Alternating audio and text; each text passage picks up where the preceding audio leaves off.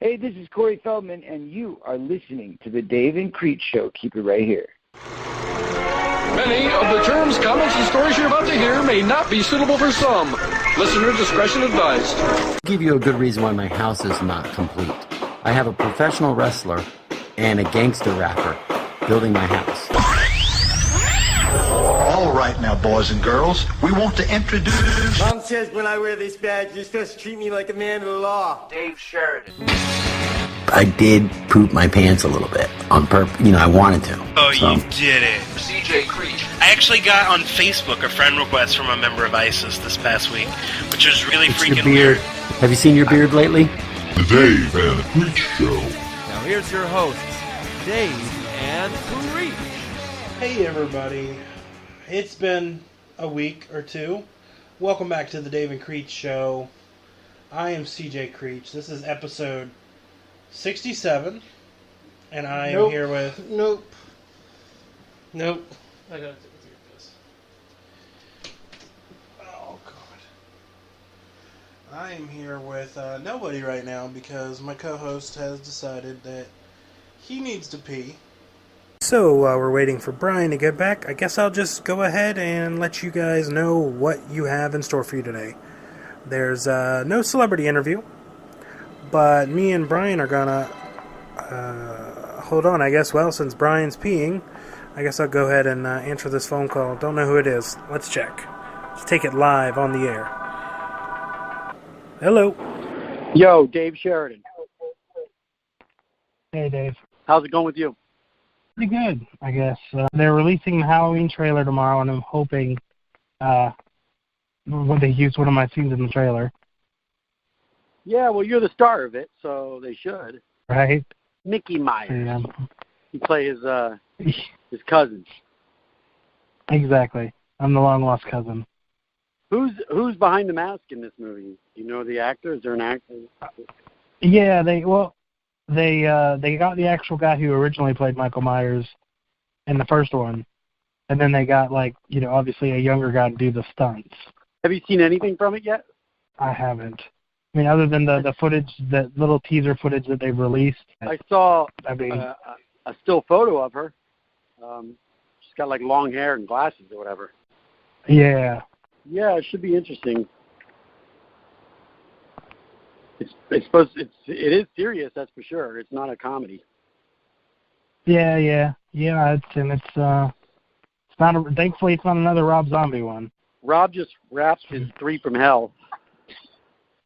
I was not in it. Oh, you weren't? He didn't bring you in at all? No, I don't know why I was in it. I know Danny Trejo is in it. From what I'm told, Daniel Roebuck is back as the news guy, and then probably Dallas Diamond Page. So probably those two. You know how Dallas and Danny played those two characters. Yeah. Well, I mean, actually, in all honesty, it's probably better that you weren't in it, because I really don't think this one's going to be good. I don't know. I don't know what it's about. What's to take their dead, you know what I mean? Well, actually, see, that's the thing. From everything that he's released, because he's released footage, or not footage, but pictures of the rejects and everything. I was thinking with the title 3 from Hell, they died and maybe they, the devil didn't want them or whatever and sent them back, but they're in a courtroom, so it looks like the way he's going is somehow they survived that shootout in the end of Devil's Rejects, which just completely ruins the ending to that movie. Didn't Sid just get a bullet to the head in that movie at the end? It wasn't like he shot in the head?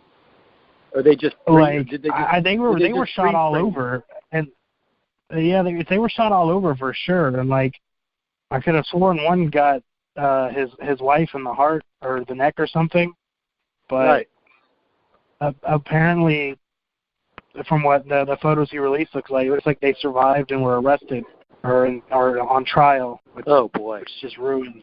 Yeah, it just ruins the ending to the second one. Yeah, that big long 3-bird ending. Yeah, where they go out with guns blazing, but apparently they didn't go out. It's a Butch Cassidy and Sundance Kid ending, But yeah. Well, But we're gonna have to wait a year to find out, because apparently he says he wants to edit it, and he says he's not going to start editing it till he comes off tour with Marilyn Manson, and that runs like for most of the rest of this year. No, that's not true. He's editing next week.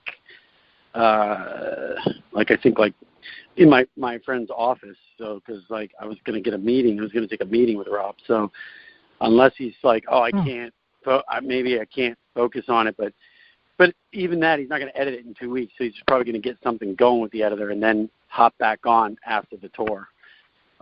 Yeah. Maybe he doesn't want people bothering him, but I know that he's editing in my buddy's office, and I said, get me a meeting. Give me a meeting. So I can go in there and at least pitch him some other things that I'm working on, and also be like, why the fuck didn't you use me? But then again, it might not. Maybe I just didn't fit into the whole thing, it's like he wasn't going to call me back as a different character. I have to play the same guy. There's no way, Yeah. I mean, I could play a different character because I have the ability to look different, So, I mean, you saw me as the Forest Ranger Bob with that big beard and stuff, so I still have that beard right now. I could have came back and been a guy with a beard and whatever, shaved head, I don't know. Whatever, it's in the past. I would say this, to this date, The Devil's Rejects is his best film, and so it's still cool to be the main guy in his best film. You know what I mean? The guy that kills the bad guy in his best film. So I'll always have that. Can't take that away. Except he did, because I didn't kill the bad guys. Yeah. Now I'm the guy that. Now I'm the guy that critically wounded the bad guys. Now he really just he now not only did he not bring me back, but he emasculated my character even further as I was already an idiot in that movie, and I had my little moment at the end where it's like, oh shit, Dobson pulled it off, you know what I mean? And then it's like, oh crap. Yeah. Dobson failed. And he just go back to the hospital again and probably get more nurses killed and deleted out of the scenes. I saw you exactly. I posted a picture of a picture of me, Rob, and Rosario on Twitter from that scene that got cut out. I think you saw it, right? Yeah. Yeah. Yeah. Here's the deal. We'll talk to. Hopefully, Brandon doesn't flake and comes on. If not, we'll reschedule. But I wanted to have a conversation, podcast conversation about sort of the opioid epidemic that is affecting everyone, because I was personally this week affected very closely.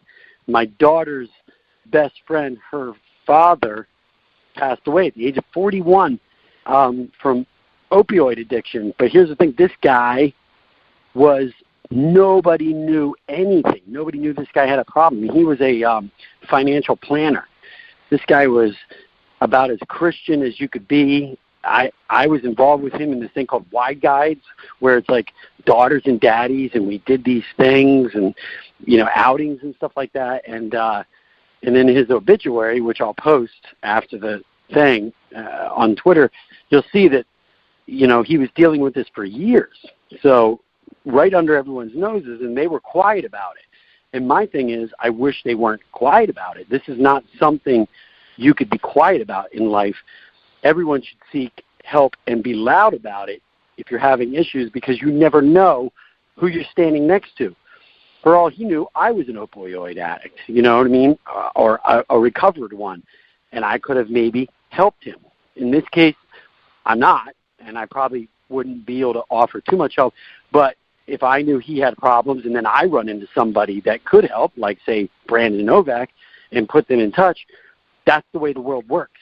You see, you cannot be quiet about something like this.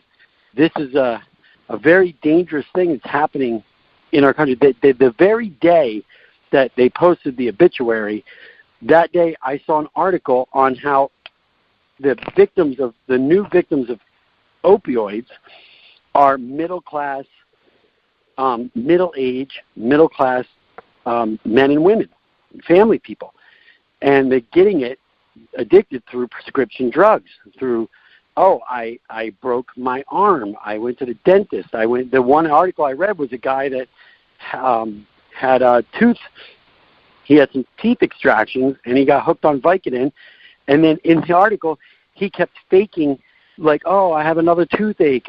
Let's do another root canal. And he was actually going and getting root canals he didn't need to keep getting pills. That's crazy. And so, and it's funny at the same time because there's certainly other ways you can probably go get prescription pills, like say your hip hurts or your back, something that maybe they don't have to take your back out. Like the guy actually had his teeth removed. Like that's the weirdest thing. Like that shows you where you're not even thinking straight anyway on the thing, how these type of drugs can grip your thought pattern on how you think. And the same thing with this guy, Greg. He probably thought, there's nothing I can do. I can't go to anybody. I can't talk to anybody. It's embarrassing.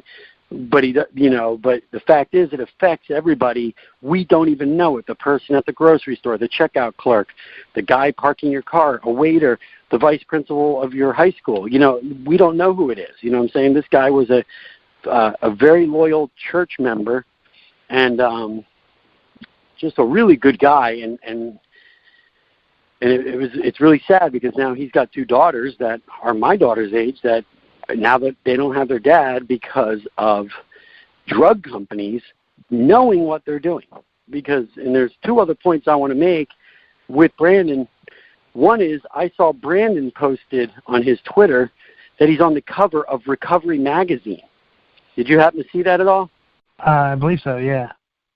Yeah, my friends actually sent it to me because there was somebody else on that cover that we know, and they circled it, and it was like, haha, look at this, how goofy is this? And that's when I saw it was Brandon. He was the main cover, and it was Recovery Magazine, and I'm like, wait a second, they have a fucking magazine for fucking addicts? You know what I'm saying? It's like, it's gotten so bad that there's a freaking magazine. It's like a Thrasher magazine. It's like my friend was on an airplane reading Thrasher magazine about 7 years ago. Now, Thrasher's been around since like 1983. And he was reading a magazine, and my friend's my age, so like he would have been like 40 at the time. And the guy next to him turned and looked and saw that he was reading a skateboard magazine. He goes, oh, my God, they got a magazine for that?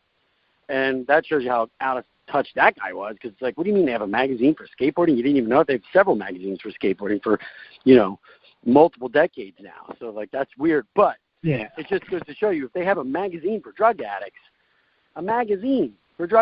that's... you don't put a magazine out. Yeah. I know, I think it was just this past week or maybe the week before that, Brandon also just celebrated 3 years sober. Yeah, well, let's hope he goes to 4. Yep. Every day. Like when we released the first one, I released footage I had of Novak that I shot like years ago when he was like drugged out, and it was just crazy to see him then and then, how he is now. Well, the thing is every day you're especially with something with the opioids, and he was on, I believe, heroin or something, like, you can never let your guard down with that. You can never go back. You can never do a porthole situation. And then on top of that same day, and again, I'm going to post this. I've saved it as a screen grab. My daughter, who has an iPhone, she got a spam for like a natural opioid from the cannabis something, you know what I mean, that mimics opioids. And it was like an ad, like you can get, sign on, log on to get a discount of this natural opioid. Now, here's the thing. That's coming to a 10-year-old. You know what I mean? Actually, she's 12. My son's 10. But, a 12-year-old is getting that on her phone in a text. It was spam. There's a major disconnect with reality here of we are under attack because that magazine is actually attacked. It's normalizing. It's not saying that's not how you fight addiction and how you fight drugs. Well, there's a market. Let's put a magazine out. It's like that's just adding to it, because what do you think's in that magazine but ads for addiction clinics and the drug that helps you when you're constipated? There's always that commercial like, are you constipated from opioids? You ever see that commercial? I can't say I have. I don't watch a lot of TV though. So. I don't know the name of the drug. We can look it up, but there's a drug that helps if you're constipated with, it's opioid constipation. It's a pill. Here's the thing. they wouldn't be running a commercial for a side effect on opioids, another drug that you take on top of the drugs you're already hooked on. They're running a commercial for it. You know what I mean? To get more, it's like they wouldn't have money to run that commercial or a market for the constipation of opioids if there wasn't a market for it, a big market. You know what I mean? This is like a national commercial on cable television. So by a major drug company. And it's the drug companies at the center of it all. They're the ones starting it. You know what I mean? They are monetarily they want you addicted. And then the other thing is, I told my neighbor from across the street, he said, "How's it going on? I'm kind of having a rough day." And I told him what happened. And hey, my daughter's best friend's father, he had no clue, OD'd on opioids. And he was saying, how another friend of his wife, so a friend of his wife's works at a doctor's office, and they get kickbacks. If you prescribe a certain amount of opioids, then they kick you back a bonus of like $1,000 for the month.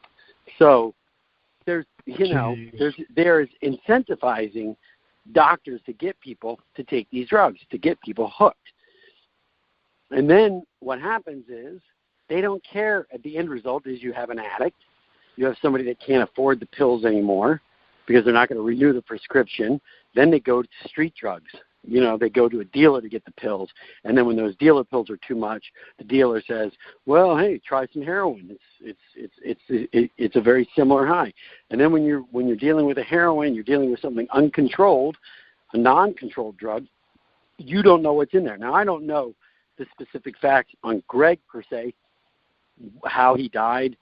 I don't know if it was a drug overdose or it was side effects of trying to beat it and he like bled internally or had convulsions or his liver shut down when he wasn't taking the drugs anymore. You know, he tried to go cold turkey. I don't know. But I do know this, that there's a drug called fentanyl, which is another type of opioid that can be made cheaply on the black market. And what they do is with the heroin, they cut the fentanyl into heroin. And now the Mexican cartel is actually cutting fentanyl into cocaine. So fentanyl is highly, highly addictive, more addictive than morphine, more addictive than heroin. That's why they're putting it into heroin to make it even more addictive. And also at the same time, it's you don't know that you're taking it, and it's a stronger drug.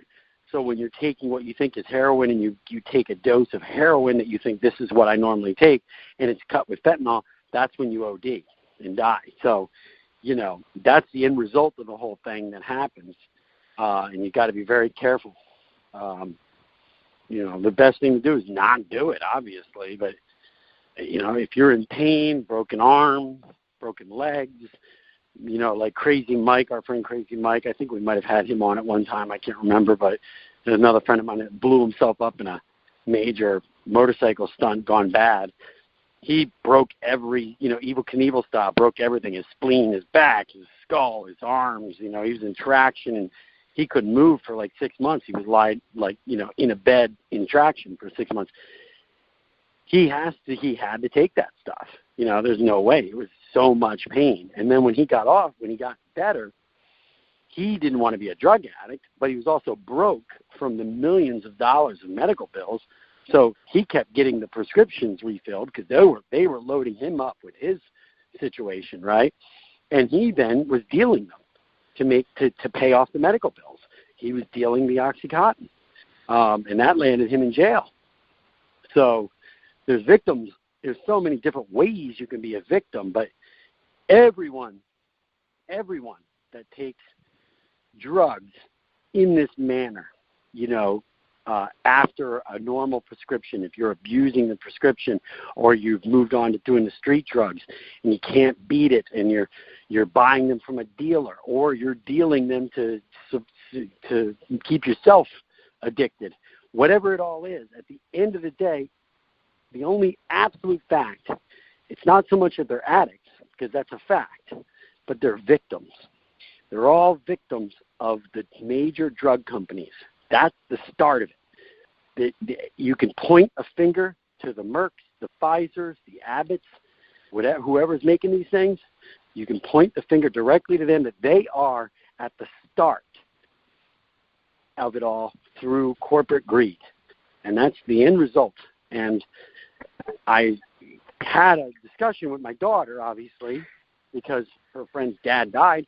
So at 12, we had to have that drug discussion. Now, when I was a kid and I got that discussion in school and by my parents or whatever, it was during the Reagan Just Say No, you know, and it was more like, hey, drugs are dangerous. You could get addicted. They could wreck your brain. They could stunt your growth. They could stunt your development, right? All the physical stuff, the negatives that can happen with drugs. Well, I got to tell you right now, none of that affected me because I did a lot of drugs, okay? That didn't scare me, and I knew that at that point I felt like, well, that's me taking a chance with my own body. That's not even the discussion I had with my daughter. I laid down to her the economic discussion of, you know, when you do this, you're a whore and you're a victim. You are a victim. Don't let yourself be victimized. Don't let yourself be used by corporations. Don't start at all because you're just now being a victim. You're being somebody that is part of a cog of a large corporate moneymaker, and all you are is someone they don't care about, and you're getting taken advantage of, and you're being a victim. And I think if you look at it like that, in a sort of let's fight this, let's not be victims, let's not be used, we are better, we mean more than that. I'm not going to be a part of some corporate thing. And this comes from sort of my punk background, of my anarchist background, of the fact that, you know, I was trying to think of why I'm not a drug addict and why I don't, but you see what I'm saying is my daughter falls into, she wants an iPhone X right now. I got to have an iPhone X. All the other kids have iPhone 8s and Xs at school, and all I have is an iPhone 6, and they tease me. And, you know, I remember that with like, oh, I don't have Nikes. I don't have a members-only jacket. I don't have the parachute pants. I don't have whatever it is. You know, I'm showing my age there, but that's that peer pressure of, oh, you don't have the cool stuff, right? And oh, yeah. That's, to me, why I was never got into drugs in that kind of manner is because I didn't have any money growing up, and so I could never be a part of any of that keeping up with the Joneses thing. So in order to fight that, I turned into sort of a punk rocker in style and clothing. And I, you know, in eighth grade, I could not deal with, there's no way I'm going to get a members-only jacket or a polo shirt, so I'm not even going to go that direction. I'm going to go the opposite direction. I'm going to go shop for clothes at a thrift store. You know, we used to go to the Goodwill, and I'll pick out stuff from the 60s, stuff, velour shirts, whatever, checkered pants. And I started, and, you know, everyone was like, well, you dress all weird and funky, but it was unique, and I made my own style. And it wasn't even so much that I was trying to be stylistic. I wasn't this person going, he's trying to be unique. I couldn't afford the other stuff, and I didn't want to be in that sort of peer pressure element of, oh, I almost got it. Well, I have one polo shirt. I don't have 8. So instead, I'm like, fuck the polo shirts. Fuck the members-only jackets. Fuck the Nikes. I'm going to go wear what we call Bobos, you know, which were like, you know, Chuck Taylors. You know, I got the Chuck Taylors, and this was before Chuck Taylors were cool. This was how they became hip. You know what I mean? It's like I started dressing with all that cheap stuff from thrift stores, not because I wanted to be cool, not because I wanted to be different, I just didn't want to have to deal with the peer pressure, so I got so far out of the spectrum that people just left me alone. Nobody was teasing me about not having a members-only jacket when I'm wearing, you know, a Chevron jacket or a Schlitz beer jacket with the name Bob on the thing. You know what I'm saying? Like, that was my way of saying, leave me alone. I don't even care about your shit anymore because I can't afford it. And then when I discovered, wait a second, I'm spending no money. For $5, I got a whole wardrobe at a thrift store, and everyone thinks I'm kind of cool, and nobody bothers me. So that's when I decided going like, well, I'm not paying for anything in life. You know what I mean? I never got cable when I don't own a TV still to this day. You know I don't own a TV. I always talk about that, right? Yeah. I've never bought a TV. You watch it on your iPad or whatever. Yeah, I get the iPads, and even those iPads, the first ones I got for free. Now I kind of every now and then I buy an iPad, but I wait until I can't use it anymore where they don't. I had an iPad 1 up until like last year. Then I decided to go get another iPad because the apps, they finally got to you. You know what I mean? Because they made it where you could not update your apps anymore on an iPad 1. So it's like, oh, crap. But I do that, and then I get my sister's cable, like, login. You know what I'm saying? So I get free cable on a thing. I try to get as much stuff as I can for free, and I don't feel bad about it. A lot of people are like, well, you're a pirate. It's like, well, I'm in the business, and I'm still pirating the thing. And I really don't care, because if you buy into the corporate and the capitalistic system in that way, all you're doing is feeding the other side, meaning everything you do, whether it's, I have the $170 phone contract, I've got an $86 cable thing, I've got, I get these new pants and what they call fast fashion or disposable fashion, where like the H&Ms and the Old Navies and the Gaps and all this stuff, where stuff doesn't last very long and you buy it anyway because it's so cheap. But that's when you're a part of that whole system. So it's directly related to the drug system as well. It really is all related. You're a consumer. You know what I mean? And it's probably hard to cut one consumer situation out without cutting it all out. So I just constantly maintain I'm cutting it all out. I try not to. There are certain things you have to have. Yeah, you have to go buy a car. You know what I mean? You got to have wheels. But I try to spend as little money on that stuff. You know what I'm saying? It's like, so in short, I'm cheap. I am cheap as hell. And that's my game.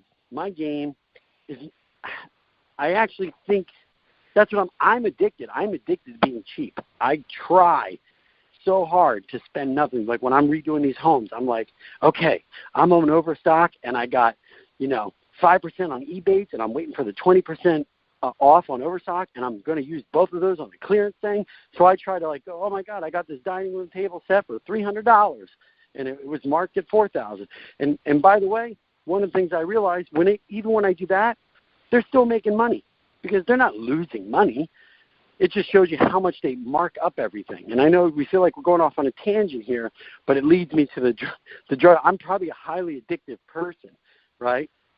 I think I have a highly addictive personality, but I'm also super frugal and super cheap. So I've actually never bought drugs in my life. But I don't pass up free drugs.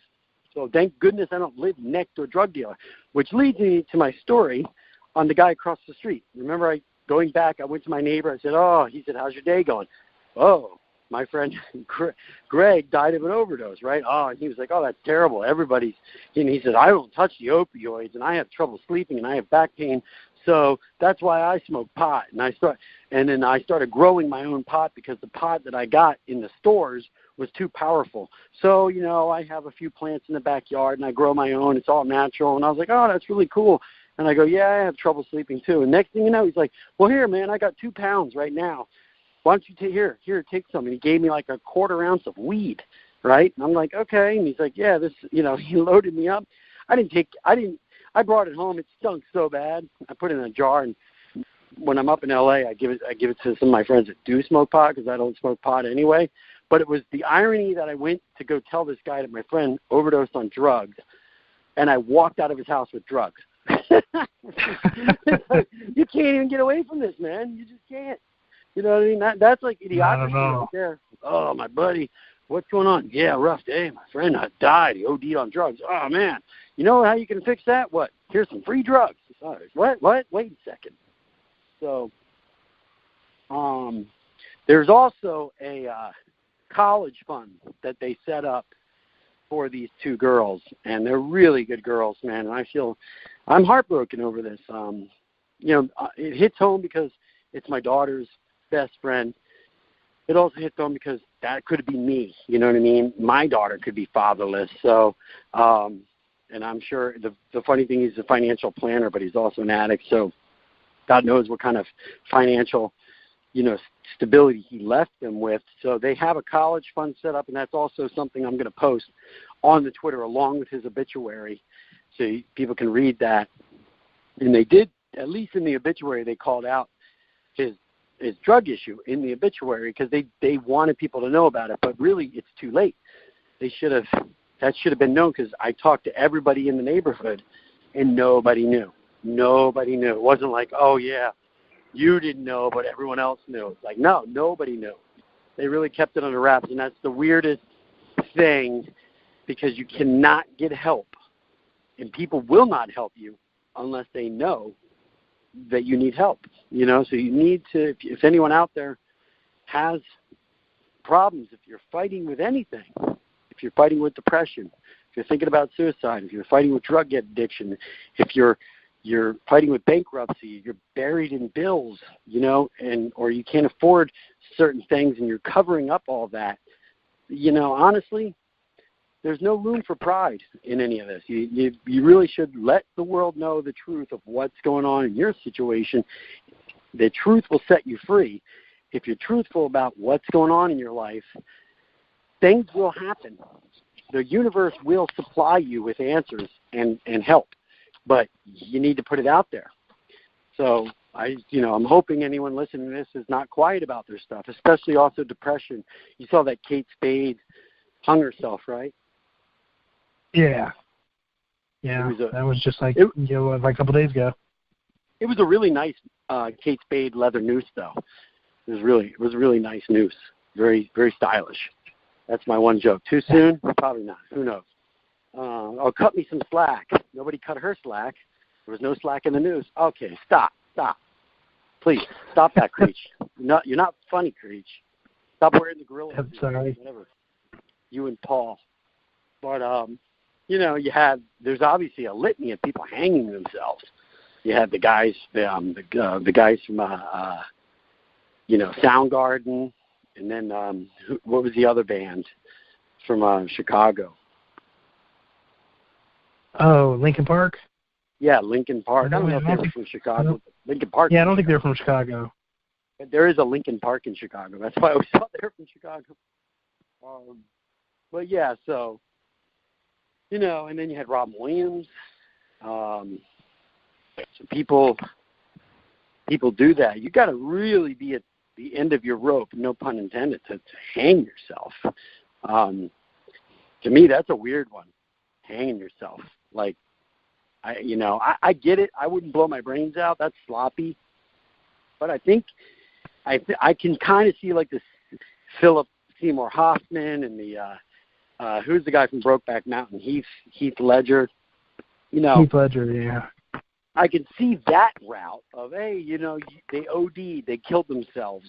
Was it on purpose? Did they know they were taking too much or not? Who knows? But it seems to me a logical way that, me being a little bit of a pussy, I probably would go the pill drinking route, versus the straight up hanging myself, David Carradine style. If I ever did it, they'd probably think I was like one of those guys jerking off, he must have been jerking off. What's that called? Come on, you know it. You do it. What's it called? Actually, I'll tell you. Autoerotic asphyxiation or something. Yeah, you know it. Are you doing it right now? Because you're just quiet. You're a little quiet there. No, I was just trying to get the mental images out of my head. You may be jerking off with the noose most of our podcasts, especially when I'm talking to people and you're just sitting there quietly. And now I'm thinking that's what's happening. Exactly. That's exactly what happens. You caught me. Fuck. I'm tired. I had a long day, man. Long day. I got some puppies. Did you see the pictures of the puppies? I did. Yeah. They everybody's been retweeting it. Yeah, I gotta send some refreshed versions of the puppies that I got. So I was able to rescue them from the pound. Really cute, brother and sister puppies. They're 3 months old, and they're I think they're golden retrievers mixed with Australian shepherds. Maybe some German shepherd in there. They might be golden retrievers and German shepherd. I don't know. There's definitely some floppy ear thing in there, and there's definitely some shepherd. What kind of shepherd, I don't know. That could be a good mix. You know what I mean? Those are both trainable dogs. These dogs seem pretty good. They already kind of know their names. I got them back yesterday, so they already know their names. They can sit. I got them peeing outside. I don't think I got them pooping outside yet, but they whimper when they have to go. The problem is they whimper when they have to go, but then they don't want to go outside. Like they're shy, they're scared, so I kind of drag them out the door. And then when they get out in the world, because they were in a pound, they just look around going, what the hell is this? You know what I mean? It's another universe. So they don't quite know but they have peed outside when I've gotten them outside. You know, I don't think they feel comfortable enough to go poop yet. You know what I mean? Like they're too like binded up when they get outside. It's like, oh shit, what the hell is this? But they're not like they're not able to loosen up that sphincter yet, you know, and relax outside. So I think it's going to come, but they seem pretty smart for that. But here's the kicker, what I found out. If anybody is thinking of rescuing dogs from the pound, you might want to pay the pound to do this first, if you can, or at least ask them, like, hey, can you do this? So these dogs, I don't know how long they were in. They weren't in the pound very long, like a week, right? In order to release them, again, they're 3 months old. They spaded and neutered the brother and sister, right? And so that happened yesterday, and then they called me. Okay, they got through the operation. You can come and pick them up. And now they have stitches, and they have the surgical super glue stitching them all up. And they said, okay, they got to wear these cones on their head for 10 days. So now I got these stupid cones on them. And I'll get to that in a minute because something else has happened. Now I got to go spend money at like Petco, which I'm going to talk about in a minute. But they smell so bad. They're the cutest dogs in the world. But they smell so bad because they were in a pound. So they were literally rolling in poop and pee. And I thought they bathed them, right? I thought like, oh, they're going to give them a bath before the operation. And, you know, like, or they give them a bath when they check them in. Apparently not, because then when I called the people that, you know, the different grooming places, I'm like, okay, I got to get these dogs some pro baths. They smell so bad, right? They stunk up my whole house as soon as I got them in there. Not just like one room, the whole house. Just smelled like wet, crap dog. You know what I mean? And old poop, and wet dog hair. It just, the whole thing smells. So we took them to the groomer, the brother and sister, and they said, oh no, they had that operation. You got to wait at least 10 days after the operation to give them a bath. And I'm like, oh fuck. So now we've got the cutest dogs in the world. They're really good dogs, but they smell so bad. And it's like, oh, what do we do for 10 days? They're going to stink up my house for 10 days. You know what I mean? We're kind of trying to keep them cordoned in the laundry room right now, but you know, there's a gate with the door open. It's still just the whole stench, just the whole house. It's like pig pen, you know. Like I can imagine, like that's what pig pen smells like from the peanuts. You know what I mean? Just like, wow, you can't even. He steps in the room and he stinks the whole room up. So, but the irony that they didn't wash these dogs, you know, they didn't shampoo them. So now I'm stuck with dogs, little puppies I can't shampoo for 10 days with cones on their head. So if you're about to adopt a dog from the pound and they're going to have to do that operation, maybe try to clarify with them. Say, can you give them a shampoo? Can I pay extra money for that? Can I bring someone in to shampoo this dog before you do the operation? I bring them home because they're going to smell like the pound. They're going to smell really bad, like a circus. Like, you know, you ever go to a circus or like, you know, and like there's that smell from the circus animals, although they don't even have animals in the circus anymore. But in the olden day, did you ever go to like a zoo or a circus and you smell that smell from animals? Yeah.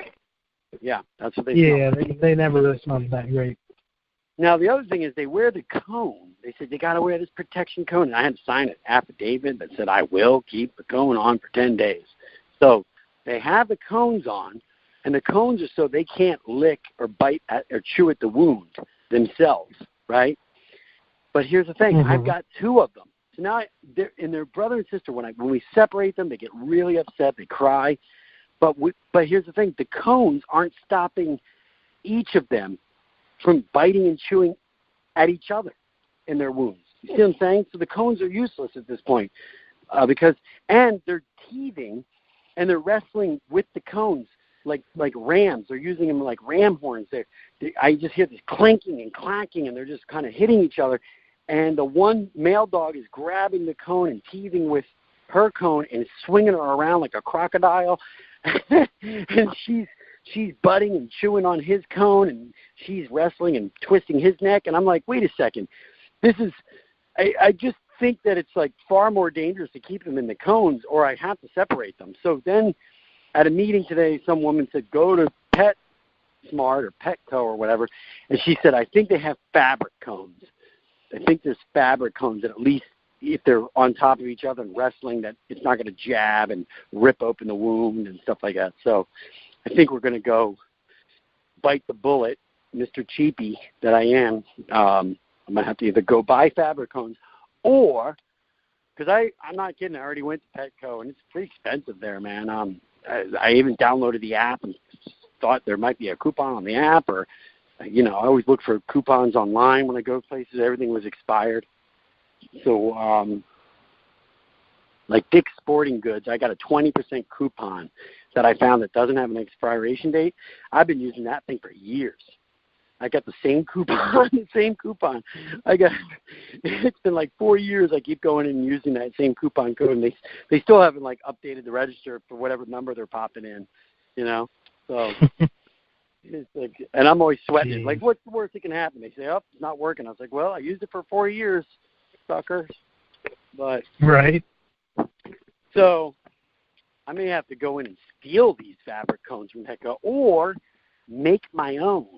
Because I'm sort of thrifty like that. I could study how they're made and then go home with a sewing machine and add my own little. I should just get those baby bumpers, those rubber baby bumper thing, the foam, and I could put the foam around the cone. The free cone I already got from the pound. So there you go. Oh, we could have talked about the Johnny Knoxville movie too coming out. It flopped. Did it? I don't know. I don't pay attention to that stuff. Yeah, it flopped really bad. Like it only made it debuted in 9th place this weekend. This weekend was when it came out. Yeah, it made maybe like a little over $1 million. Oh man, that's bad. Yeah, it was actually kind of funny because I kind of I used the Dave and Creech Twitter to get back at him because I was like, before the movie came out, I was like, yo, if you want us to promote the film with any interviews, let me get back with us. And then I was when they never did. So I tweeted back and I was like, hey, maybe if you'd have sent us some people to promote your movie, you might have made more than like $5 this weekend. I don't even think we could have saved that movie. Here's the thing. That was actually based on a real park called Action Park. I used to go there as a kid. I loved it. I looked every summer. I looked forward to our time in Action Park because it was true. Everyone would always get injured and hurt, and you went there for the risk of getting scraped up and banged up and your neck broken and crap like that. I remember they had this one bungee cord ride, like a bungee jump. That was awesome. You had to go up. They literally put you on a bungee, and that's in the 80s when it was like bungee jumping. What the hell is this? And they actually had a bungee jump thing that you could hook onto and go off a platform. So that was pretty cool. But it's not even his comedy not doing well is not a testament to Johnny or that film. That's a testament to comedies in general. What are the good comedies? What was there a comedy hit this year? I think that Melissa McCarthy thing, The Life of the Party, that wasn't a hit. There was like Game Night wasn't a hit. Like what? Is there anything? Game Night was good though. I'm sure it was good. Yeah, Mark Perez, who wrote Frank McCluskey, he wrote Game Night. Didn't give me a role, but that's another story. So for another podcast. But my point is, what was? Is there a comedy that was a hit? Is there any comedy that was a hit? I don't know, to be honest. I don't really go see comedies. Usually if I'm seeing a movie in theaters, it's like Marvel or... Yeah, exactly. No, you said it. You just said it yourself right there. Or horror. Yeah, you don't go see comedies. You know what I mean? Like, so I think, unfortunately... I didn't want to see Action Point, though, not because I thought that was like, that whole shtick of whatever, was tired. It's just, I knew it wasn't going to be more of a Jackass movie, and from what I've heard, like, basically all the stunts in the movie are pretty much in the trailer. So, and then it's a really, really bad story that's like razor thin, so. Yeah, but I just think that added to it for sure, but the fact is that the comedies are, not in vogue right now. They're not in right now, yeah. And honestly, there's no Hangover or... People are disappearing of like, well, where's Jonah Hill? What was Jonah Hill's last big movie? What was, Ben Stiller, Will Ferrell, I guess, was Daddy's Home, too, or whatever. Jim Carrey doing the that movie that went straight to DVD, that drama. What is it? Oh, a drama. Yeah, Jim's not coming back to comedy. That guy's off to the pastures, dude. I'm surprised if anyone will work with that guy again. I love him too. I love Jim Carrey's comedy. I love them. I think he's one of the funniest guys ever. But man, he's probably not coming back. I don't think there's any rescuing that guy. He's not. He's out there. You know what I'm saying? His brain is not where a comedian needs to be. So. Yeah, hopefully. Yeah, that's what happens when you do a sequel to Dumb and Dumber. It's true. You get dumber. Dumberer. I like Dumb and Dumber. I didn't like the story. I thought he was too lecturous. He was like after the guy's daughter, his best friend's daughter. That was a little creepy. That's not the innocent Dumb and Dumber characters, that we loved in the first one. We thought they had a chance. Not in a million years. So you're telling me there's a chance. Let's maybe talk tomorrow night and just wrap up this episode so that I can still post Greg's obituary, still post where anyone can give to the college fund if they see it in their heart to do so. And that's about it. All right? Yep. Oh, sounds good. And puppy photos. I'll be posting puppy photos. We have to have a name. We need a name. We haven't named the dogs yet, so maybe we'll have a contest to name the dogs. All right. Put it up on Twitter. Right. Put a poll. There you go. All right. Later. Bye. Whew. I feel a little bit better now. Sorry that took so long. That pee turned into a poo, and I started reading this article about Monopoly, and just don't worry about it. You ready to go? Ready to start? All right, guys. Well, Bryan's back, and Bryan, want to thank you for coming on the show today, and I guess I'm going to thank my co-host for showing up at the last minute. So thanks, Dave Sheridan, and Bryan, maybe you'll be able to be involved in next week's episode of the Dave and Creech Show. Wait, what? Shut up and sit down.